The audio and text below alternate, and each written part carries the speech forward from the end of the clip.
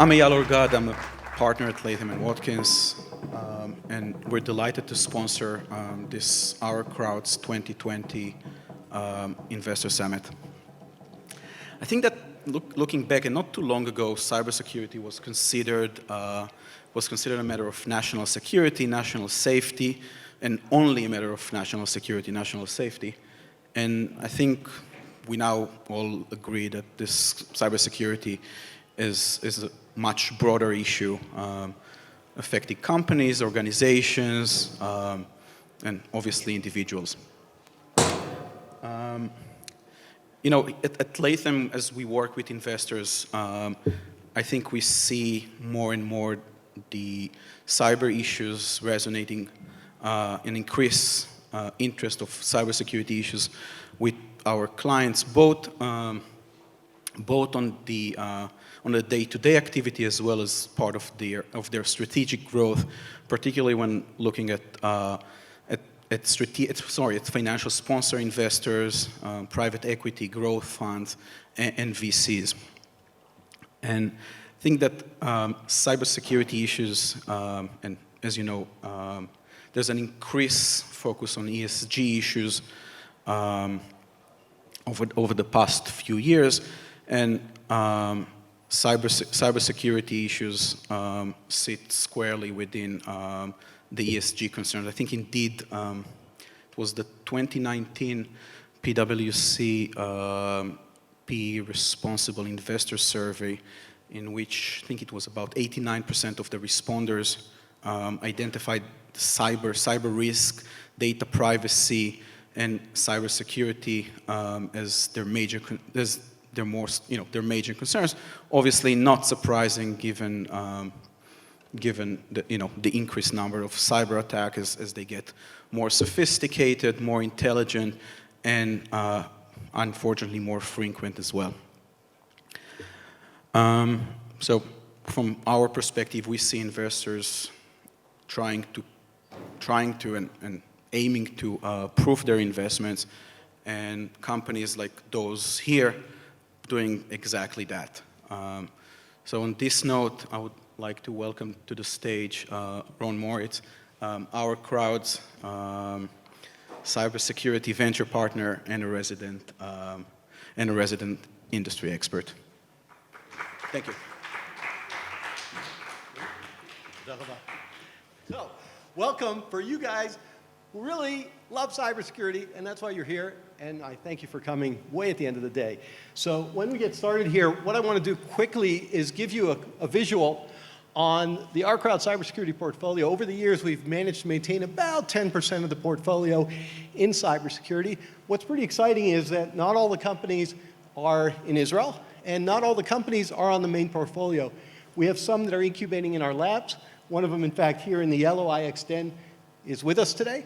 We've got a few in the United States. We've got actually one Casada in the Australian region.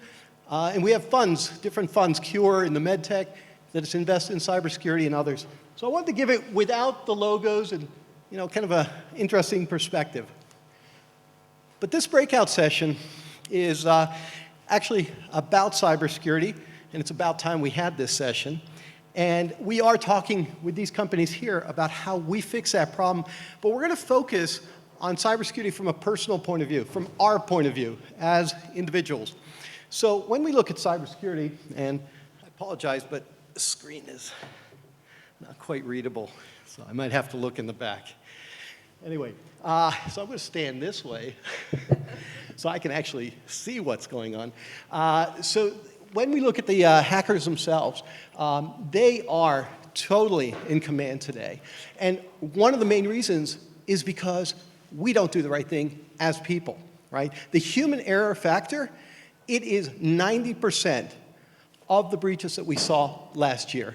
We'll talk to these companies. There we go. All right. We talk to these companies later, and they'll share with you how they're helping us deal with some of these human factors, right? We click on things that shouldn't be clicked. Some things should. We maintain account passwords that are incomplete or ineffective, right? Our account hygiene isn't very good. We connect to services. We connect to websites, we connect to places, we use technologies that perhaps we shouldn't use, and then we lose these technologies and we leave them in places we shouldn't.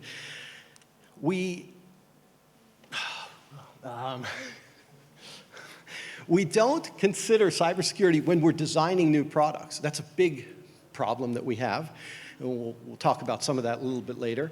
And we ignore cybersecurity risk for the latest gadgets, the latest things that we use. And all of these things contribute to our problem, right?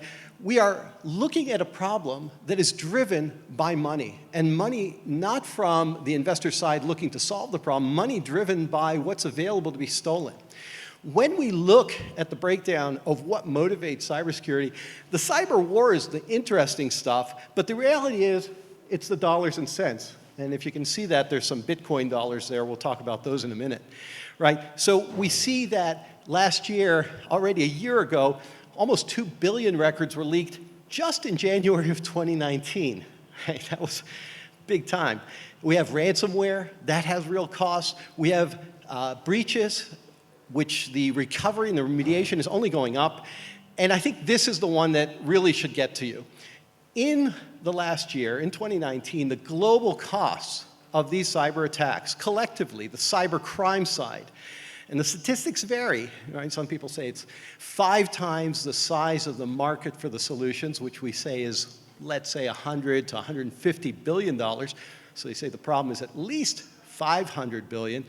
But some numbers that I've read, and these are numbers from universities and researchers that are saying the problem is as much as $2 trillion in cybercrime. This is real money, and that's the problem we face, right? So we see the breakdown. It's, you know, you got a little bit of cyber warfare going on. That's a lot of fun, makes for good press. And you've got a little bit of cyber espionage, right? That's also nation-driven. But the majority is going after the money, including this little problem called cryptojacking, where I'm actually mining bitcoins on your computers because you clicked on the wrong thing or you left something exposed. So there is really a false sense of security going on. No business, small businesses, these guys are sitting here, big businesses, doesn't matter what size, everybody's at risk. The threats don't discriminate. It's not about the big red target, right? Target, the company in the United States, the retailer. It's about the little target as well. The attackers don't care what size you are. You become a platform and a launch point. And small businesses are reporting very significant increases, 2x in the last 5 years, of attacks against them. And they could be detrimental. They could destroy you. You're not going to beat the odds. Don't count on it. If you're running a small business, if you're a small business yourself, or if you're part of a small business, or if you are a large business, it's not if, it's when. So the attacks are out there. You're going to be a target at some point or another. Size doesn't matter. The attacks will find you. They're going to come in the form of phishing. They're going to come in the form of social engineering, in the form of malicious insiders, your own people doing stupid things, or what I call stupid human tricks. The malicious code that's actually out there looking to find vulnerabilities. There are going to be stolen devices that are going to be compromised, and we read about those all the time. Leaked and breached data. You're going to see web-based attacks, and we're seeing more and more of those. That's a whole new area. Botnets, right? These are robots that are programmed to go and attack you, and denial of service, which is an old problem. And there are real consequences to businesses and to individuals when these things happen. So the good news is, and we've got 5 of our great portfolio companies here, we've got companies that are focused on this problem of how to help us deal with this problem as individuals. We've got BioCatch, a company that's been with us for quite a number of years now in our portfolio. ITsMine, actually one of the newer companies, along with iXDen. We've got NanoLock, also joined us last year, and ThetaRay, which is a company that's been around for a long time doing some amazing things in the AML space, anti-money laundering. So I'm going to give a quick intro to each of these companies. I don't expect you to read this. I put it there just because it's a good thing to do. BioCatch has been doing phenomenal things with a derived biometric to provide continuous authentication. Gadi, Mazor, has been here with OurCrowd back in the early days. It's great to see him again.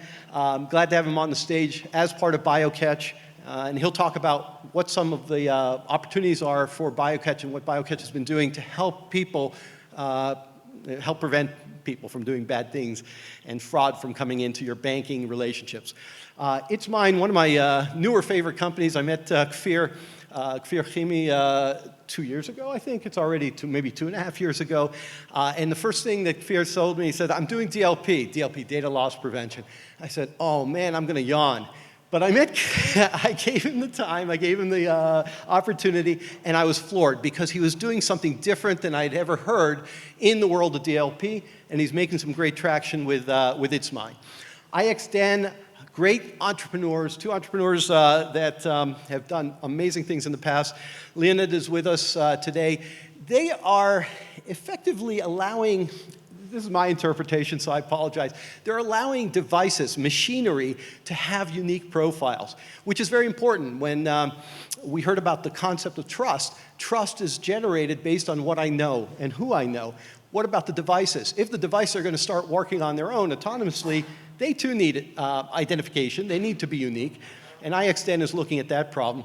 NanoLock is also looking at the problem of the devices contributing to our insecurity, the devices we use, these new gadgets, these cameras and doorbells and all these other crazy things that we put into houses and enterprises. And they're looking at it from another point of view of locking those devices down so somebody can't go in and tamper with them along the way. ThetaRay, of course, great company with some of the best AI minds around, driving that, both from Israel and Yale? Yeah, I got it right. And they are doing some amazing things, dealing with some of the hardest and most trickiest and most costly fraud problems in the banks, the problems that are keeping all of us safe and all of our banking relations safe. With that, I'm going to exit because these are the guys you really want to talk to.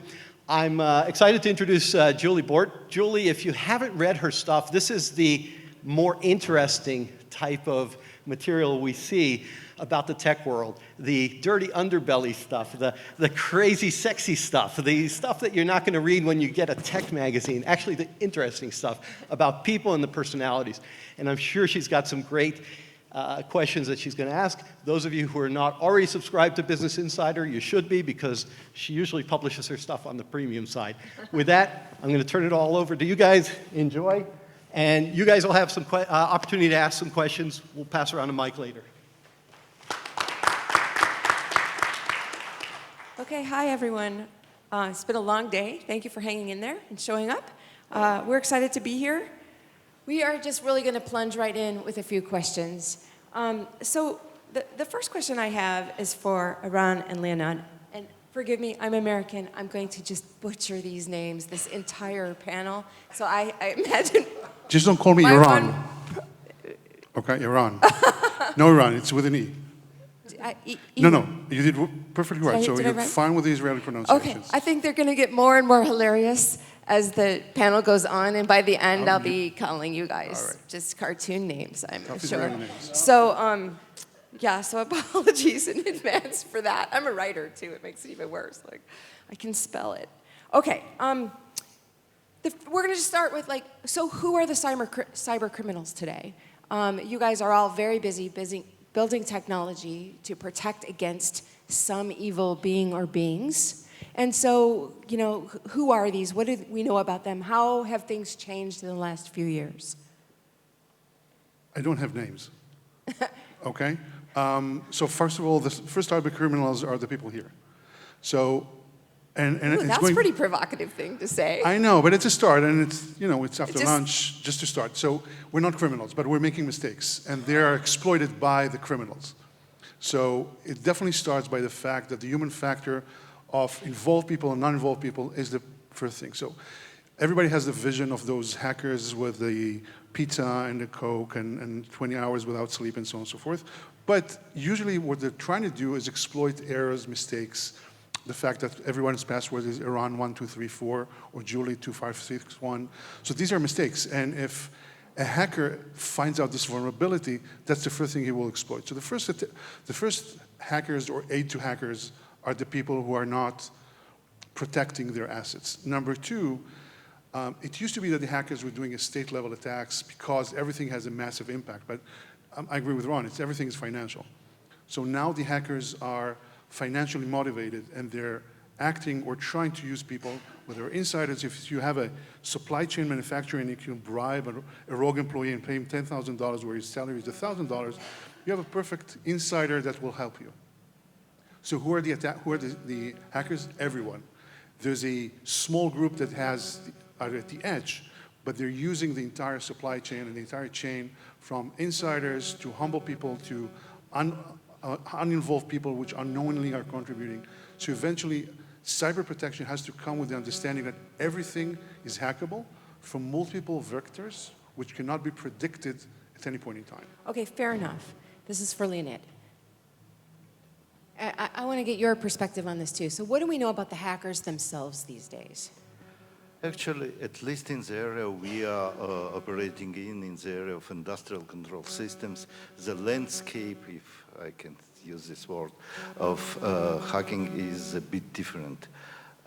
Most of the real attacks we are aware, and most of the attacks are coming into the mass media, are performed by software, are performed by systems. So they're not people at all. They're not human at all. They are it's a pieces of software installed on some devices, and in many cases they are installed months or even years before they are really utilized. In order to do this installation, by the way, in many cases, what is used some kind of what is called social engineering, means some attempts to get very high permissions or root permissions through just socialization with the system administrators or other functions within the organization. But attacks themselves are not performed by humans, and the most important, most famous attacks you're probably aware of, Triton attacks or mirror attacks, all those attacks with extremely high damage, which are going to the news to the news agencies immediately, actually are performed by small pieces of software. Okay, interesting. So are we talking, is the rise of state actors, you know, we write about that a lot, is that who you're defending against, or is it the small little criminal who's deploying something out on the web, trying to catch people's web browsers? All of the above have increased, or is there, anyone else have something to say about it? Yeah. Grab it. Okay. I think you just talked. Is it working? No? Okay, perfect. So yeah, you're absolutely right. Like you said, criminals, you said we have a state-sponsored attacks, all of the above. The answer is absolutely true. You know, if you think about it today in banks, people don't really come to a branch of a bank and threaten the criminals to shoot them up.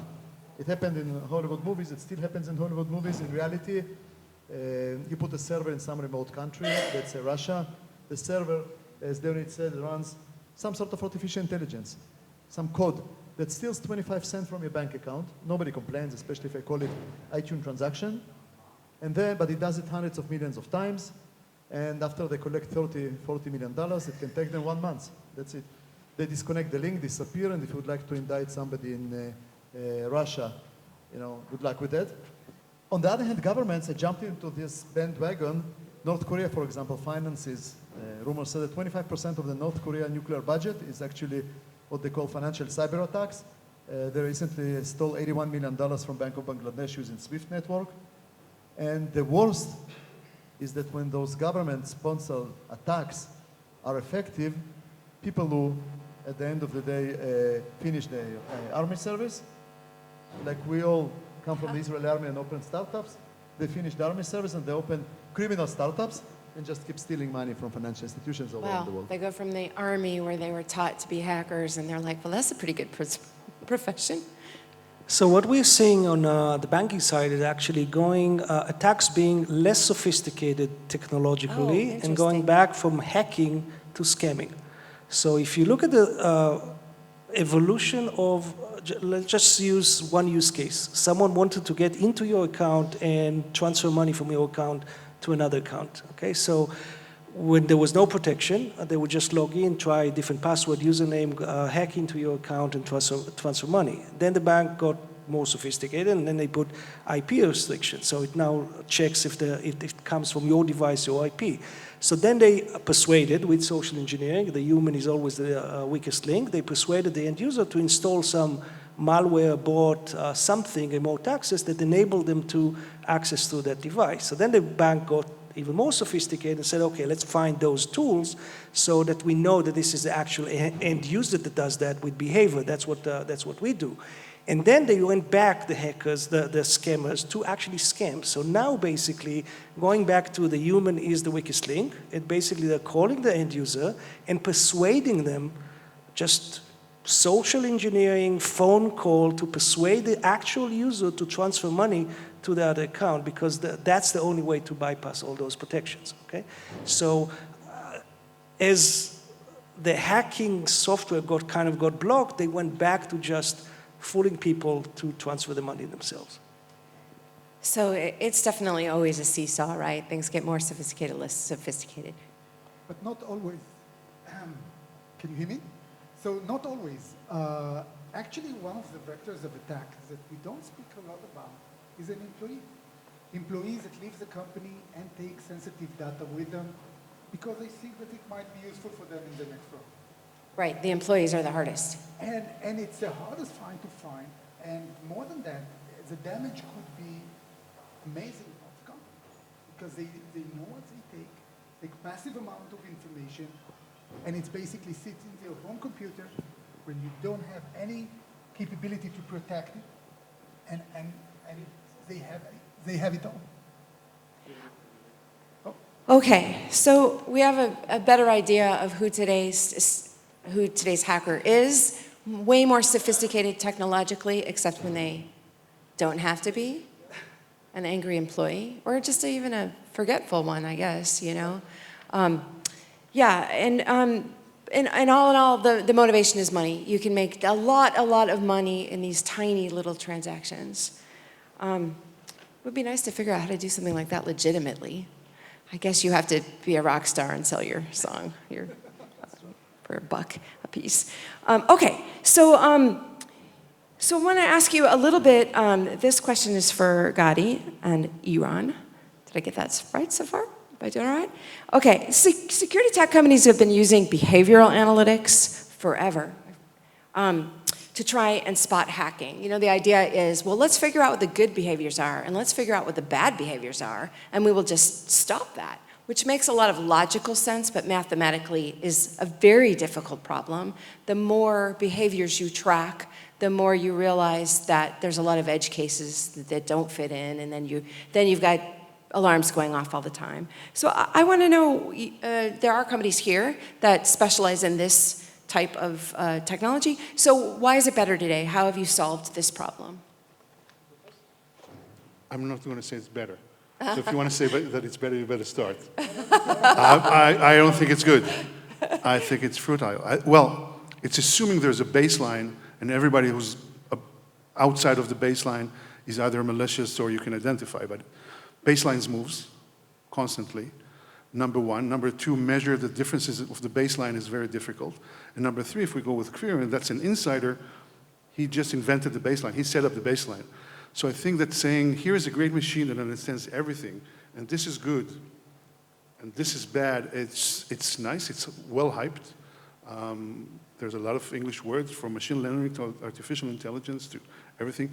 But eventually, it's setting a bar and understanding the reference to that bar, and that constantly moving. So I think that's a Alice in Wonderland chase kind of thing. Oh, interesting. I actually agree with this as it relates to behavioral. Change the mic. I agree with this as it relates to behavioral analytics. So when the whole industry was talking about behavioral analytics, it was talking about, okay, now I'm seeing a transaction of that user coming from France, and the user did not call me in advance to say that he's traveling to France, that I'm blocking the credit card. And that's annoying, and there are always going to be anomalies because your day-to-day use or the hours that you do the transaction, etc., will change, and you travel, and then the friction is false positive frictions, etc. When you're talking about behavioral biometrics, and this measures your own personal behavior. So there will be potentially some outliers if something physical changed with you, okay? But it doesn't matter where you are, you behave.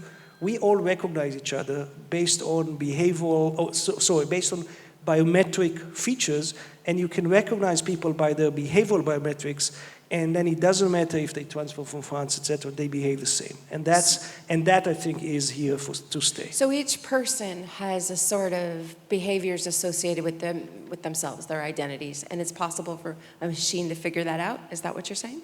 The machine can figure out how you interact with the machine. So if you think about the bank branch, okay, you go now to your personal bank branch that you did banking with, they know you, you never need to show an ID, you never need to show, I'm doing, my banking 25 years at the same branch, all extremely frictionless. Whenever I take that to the digital side, they don't see me. And then the whole interaction becomes like I'm a fraudster, and then false positives and all kind of looking whether the transaction makes sense.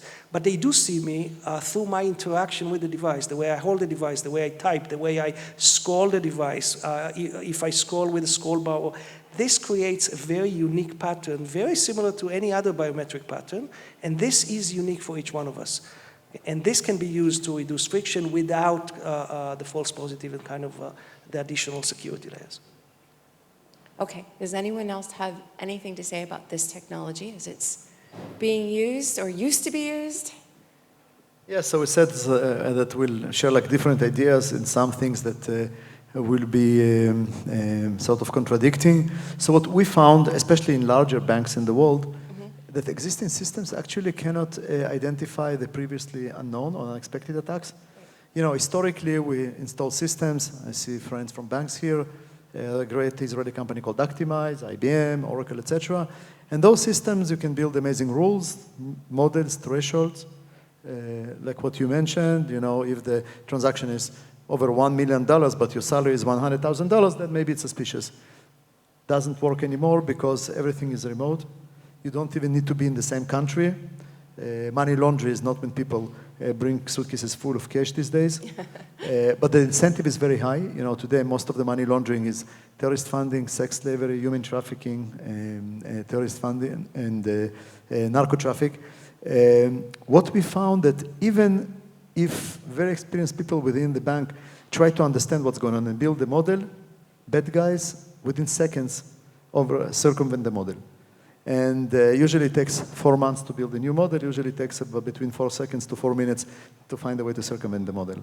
The way Ron mentioned the work that was done in Israel and Yale University, the way we solve it is that Professor Kaufman from Yale University, a recipient of Golden Medal of Science by President Clinton, 20 years on the advisory board of DARPA, and Israeli Professor Averbuch, developed a way to mimic human intuition.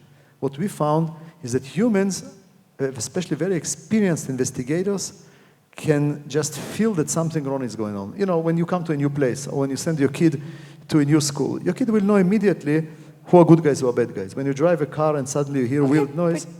A machine can't imitate that, right? Okay, so that's how I say it will be contradictive. We built something that we call artificial intuition, and we actually managed to build a software that mimics this behavior of human brain, identifies those attacks, and what we found by working with the largest banks in the world is that not only the system predicts between 3 to 6 times more, or finds between 3 to 6 times more issues than existing rule-based systems, but does it with level of false alarms that is much, much lower. So yeah, it's a dangerous ground if you want to talk about it. Is AI saving the world, or is it dangerous because now computers can do things like gut feelings, common sense, and intuition? And I'm curious about that. This is really for all of you that are using AI.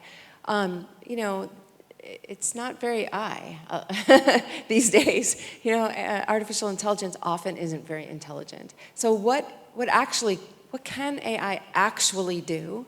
We're all, those of us that aren't working with AI models all the time don't really know, you know? It sounds big and scary. Is it big and scary? I mean, can it really do all of these things? And what can't it do? What are the kinds of things that you'll just laugh when you hear your family talking about? So maybe I'll shortly start and then I will pass it. I'm sure you guys all have an opinion. It's an amazing question. You know, Elon Musk said that AI is going to ruin the world but he was smoking dope when we was going through this interview, right?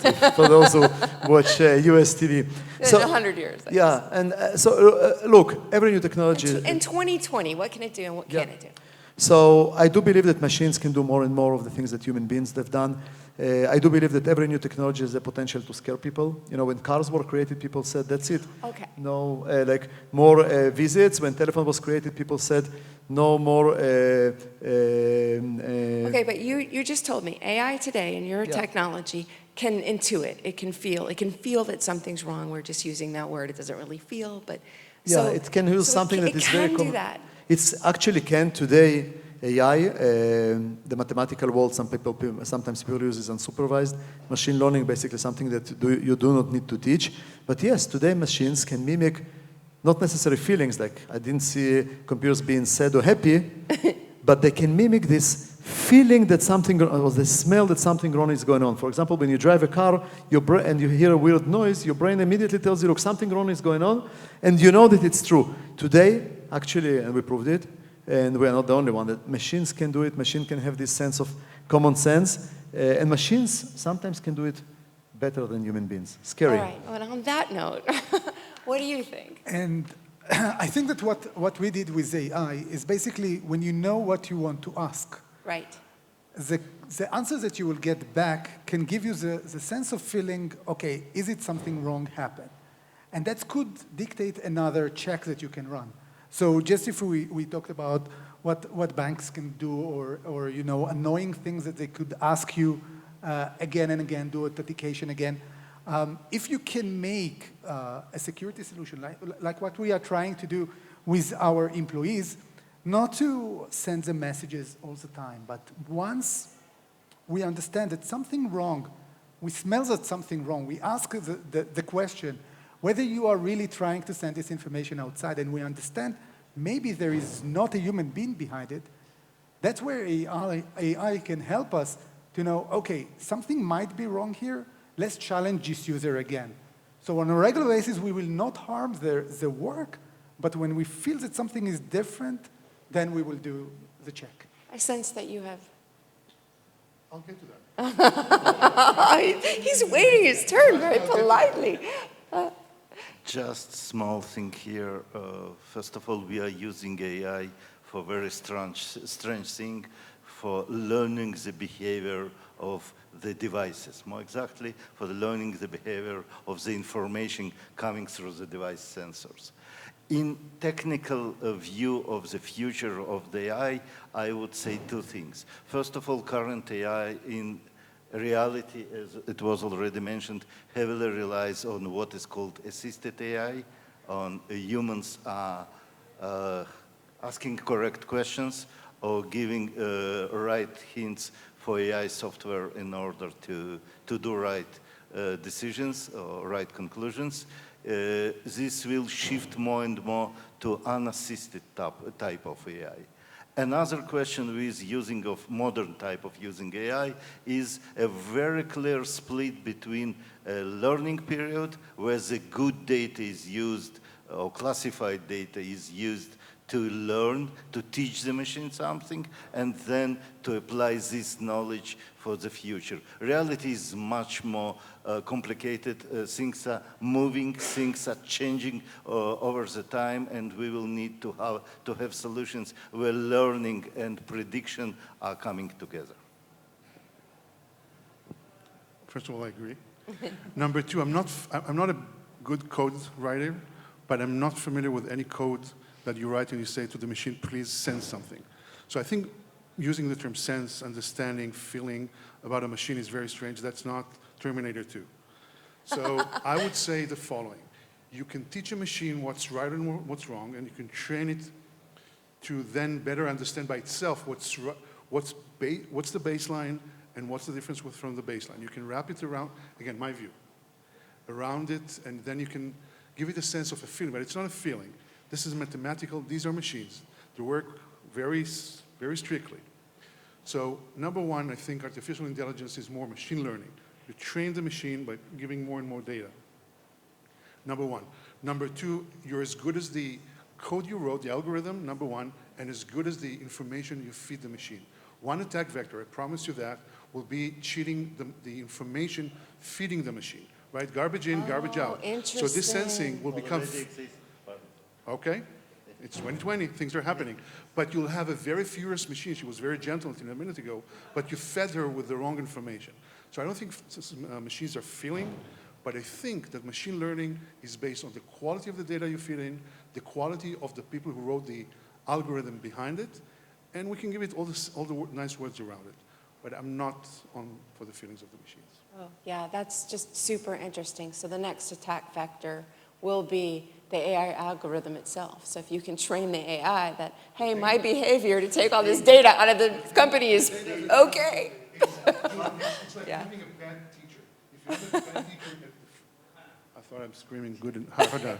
But if you have a bad teacher in the first grade, you'll have a really bad pupil on the 12th grade. That's machine learning. If it's a bad teacher, you'll have a bad result. Okay.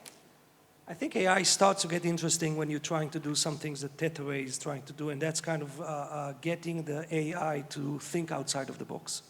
So call it intuition, or call it, kind of extrapolating. We'll have to make up words for it, yeah. right? I think that most companies, and again, now not pointing to ThetaRay, but most companies, when they talk about AI, I mean, there's a joke that the difference between machine learning and AI is machine learning is written in Python, and AI is written in PowerPoint.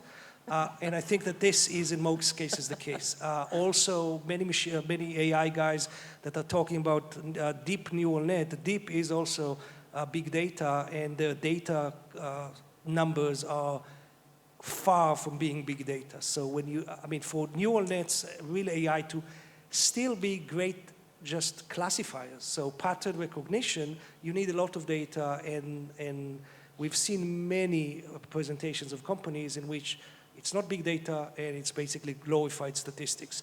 I think it will get interesting when those algorithms will actually be able to show you something that will surprise you in the intuition or in finding connections or finding logics that you did not program into this.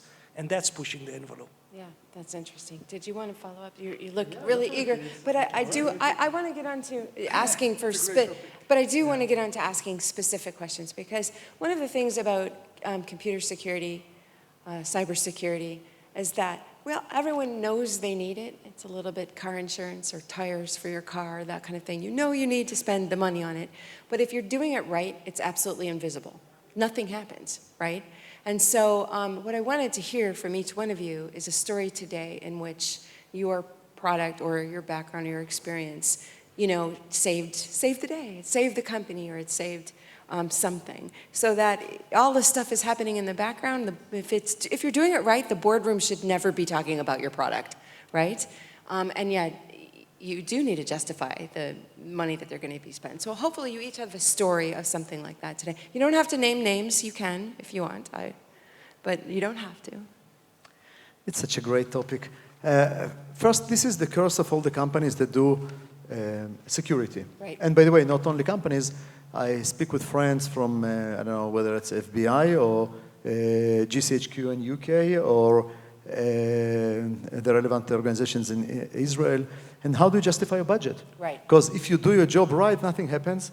And they don't want something to happen, so they will be able, to charge more money. So since we are in Jerusalem, and it reminds me that one of the first antivirus companies actually was from Jerusalem, near Barkato, then became a mayor, built this company, sold it to Norton, etc. And one of the first non-viruses was called Jerusalem virus. For those who are old enough, know that the letters were falling. And it really encouraged people to buy antivirus solutions, and everybody was sure that the company that developed the antivirus also developed the virus. Now, exactly. Those weren't the stories I was talking about. Hopefully you're not going into companies and justifying yourself that way. 20 years later, and I'm sure that we all have similar stories, we feel a little bit like those antivirus companies 20 years ago. At least for us, we come to a bank, again, we don't mention names. Actually, a few banks publish the things that they've done with us. Okay. Now, let me give you one example, which is really cool. First, we never came to a bank, ran our system, and couldn't find something that was justifying issuing something called SAR, Suspicious Activity Report. For those who work with banks know that it's mean that was severe. So all the banks currently still have issues that are unresolved.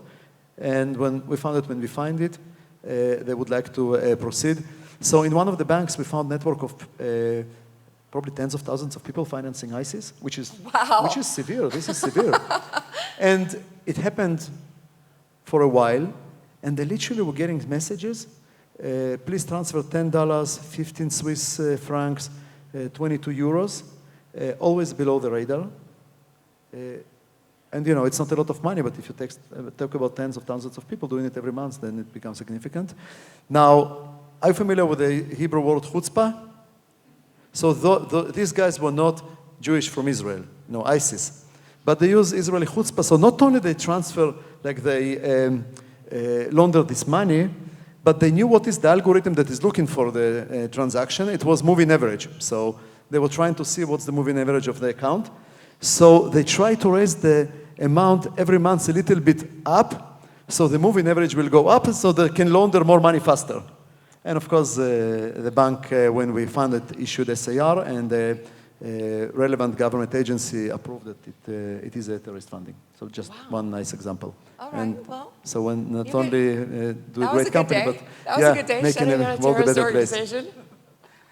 So we actually, you know, cyber is like insurance, okay? In the end of it, you really cannot know about the value of it until something happened.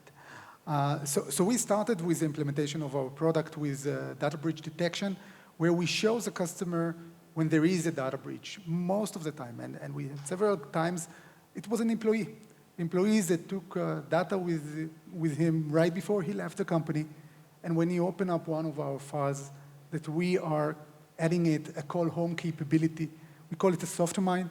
When they open it up, we know what kind of information they took before they left the company, what other files they took with him. And that is basically the way that we are helping the customer and becoming a trusted advisor for them. So that is the first thing that we are doing with the customer. But actually, I believe that today we need to bring value to the customer, even if we didn't find anything. Okay, just by giving them the visibility, the capability to know what's going on in their environment, whether there is a user that's using their equipment not in the way that they wanted him to use it. For example, uploading pictures and movies that he have on his mobile device to the company property because it's backup.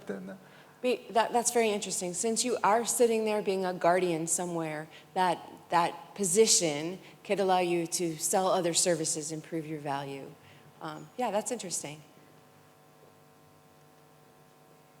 As Kfir already told, actually selling security is like selling insurance. Insurance for unknown event that most likely will not happen ever. Probably what will happen, it will be another event, but the customer hasn't bought the insurance from it. So I personally feeling not very well to selling just security for my customers, and in reality it's kind of feeling of selling sleeping pills for somebody who sleeps already quite well. So yes, the way to overcome is to provide the customer with additional features, with additional information, with additional tools which can help him with his day-to-day operations. And this is what we started to do. By the way, it changed more or less everything for us. We started to sell the customer capability to analyze the operational situation of their operations. So we sell wake-up calls. So the way we go into a customer is saying hi, it says hi, here's your device. So just a word, NanoLock is providing, unlike the phenomenal companies here, we're providing device-level protection against outsiders, insiders, and supply chain attacks. Usually when we come to an organization, he says, okay, but my devices are safe. That's the wake-up call. Then we ask the device for a week, we come back, we show him how easy it is to hack, and we started discussion from this point on. Did I save him? I don't know, but we showed him a significant vulnerability, whether it's a smart meter in the grids the utilities that we work with, some of the router makers, both in Asia and the US. So it's a nice wake-up call. It's very helpful from a commercial perspective. But usually it goes back to your first question. You go into an organization who's sure he's protected, because he was protected until this point, because that's the universe he knows. Right. But then he doesn't know, well, I'm about to quote Dick Cheney, so I don't do that. But he doesn't know what he doesn't know. And it's about to hit him in the face, and I'm not sure it's Dick Cheney, but we're presenting him with the attack vectors, and we did that with utilities, with energy companies, with device makers. So I don't know if we saved him, or we definitely showed him the path, and then in most cases that led to a sale as well. So our lives are easier, I think probably also ThetaRay. I mean, we come to a customer that know that they have an issue. So fraud is money is being stolen from people every day, multiple times. They know how much money they lose. The banks need to, in most cases, return that money to the customers. So it's very measurable return on investment of our solution that we show them that you can install. We'll detect that fraud. We'll alert you that this is a fraudulent transaction, and it's a measurable cost saving that we do for them. I think that going back to the question on kind of where we save the day kind of transparently, and again, going back to going basics and scams. So in the UK, the #1 fraud in the last 2 years is actually not remote access and not malware, not Bort. It's scams over the phone. So the way it usually works is an older person typically gets a phone call saying we're calling from Sky, the cable guys, and you owe us £8. Maybe some discussion, they pay the £8. 5 minutes later, and think about the psychology of that, 5 minutes later get another call and said, we're calling from Lloyd's, you just paid £8 on your debit card, that was a fraud transaction, but no worry, we blocked that. But because you gave your debit card, now psychologically they are the good guys now, right? They just saved them £8, okay? But now because you gave your debit card over the phone, we opened a new account for you, and let us guide you through transferring all your money to that new account, okay? And that's called phishing, that's called voice phishing. Right. And going back to kind of the average, moving average, so the first transaction that they do is they transfer £50 to that new account. No bank, with all the behavioral analytics, not behavioral biometrics, but behavioral analytics, no bank system would block a £50 transaction. So they wait 3 minutes, and they need to transfer £200. And again, moving average, so 50 to that payment was just, to that payee, 200, fine. They wait a few more minutes, £1,000, etc. And then within a session of about an hour, they wipe completely the pension of that person.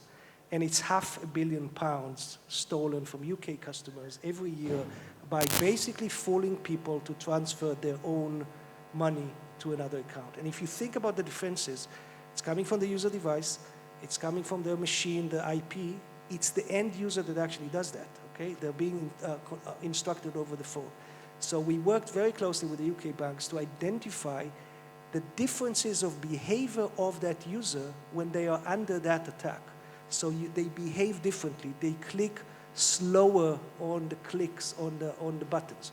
It takes them, there's something in the back of the mind that tells them something is wrong, and it just takes them more time to click. If they're on a mobile phone, we see that they're being dictated. So we see a movement of the phone like this to, someone dictates 2 numbers, and then they type the number, they put the phone back in. We see that because we monitor the movement.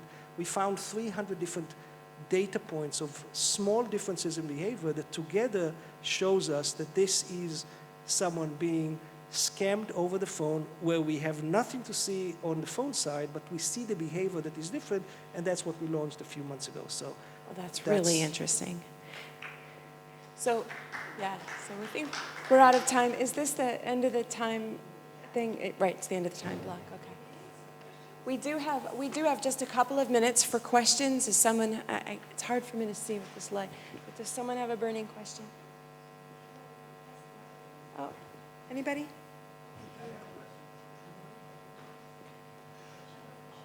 Right here, this gentleman right here.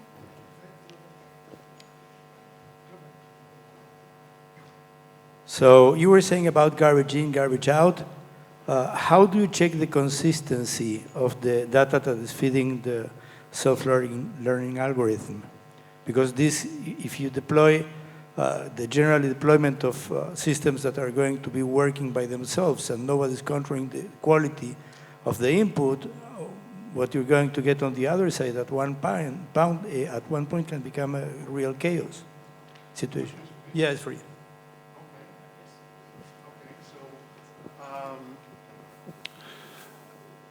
Again, we are solving a very specific and part of this equation. So most of the data is logged in the world that we're doing with ledgers and loggers. And the idea is that the device harnesses the information and stores it, and then somebody after that is trying to manipulate. We have a technology to make sure that any change in manipulation of the data after it was collected or harnessed cannot be done. That's a fraudulent event. So think of the data now being stored in a memory, in a flash memory, right? And then this is fine. This is a valid data. Now comes the bad guy and trying to manipulate where we're blocking that ability from changing the data inside. If that was wrongly collected, that's the machine. But once it's stored, we're making sure that all the way until the server, the cloud or wherever, that was not changed in OurCrowd.